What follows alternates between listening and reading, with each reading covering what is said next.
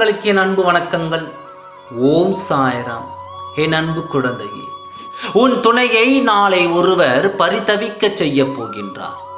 என்ன சொல்கின்றீர்கள் சாயப்பா என்று தானே நீ கேட்கிறாய். நான் சொல்வதை நீ புறக்கணிக்காமல் முழுமையாக கேள். உன் துணையை பிரிந்து நீ அல்லல் பட்டு கொண்டிருக்கின்றாய்.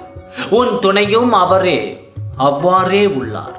உனக்கு சாதகமாகவும் உனக்கு பக்க பலமாகவும் உன் வாழ்க்கையில் இருக்கும் ஒருவர் நாளை உன் துணையை சந்தித்து அவர் செய்த தவறுகளையும் உன்னுடைய அன்பின் ஆழத்தையும் அவருக்கு உணர்த்தப் போகின்றார்.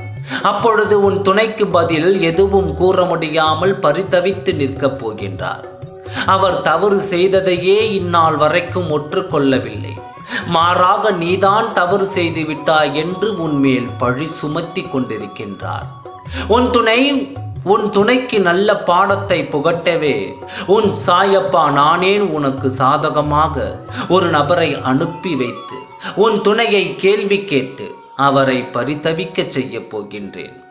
அப்பொழுது உன் அன்பின் ஆழத்தை உன் துணை புரிந்து கொண்டு தான் செய்த தவறை உணர்ந்து கொண்டு உன்னிடம் மன்னிப்பு கேட்கப் போகின்றார். இன்றோடு அவருடைய கெட்ட எண்ணங்களையும் கெட்ட செயல்களையும் அழித்து அவரை புது மனிதராக மாற்றி அமைப்பது உன் சாயப்பாவின் கடமையாகும். என் குழந்தையான நீ சந்தோஷமாக இருக்க வேண்டும் என்பதே உன் சாயப்பாவின் ஆசை.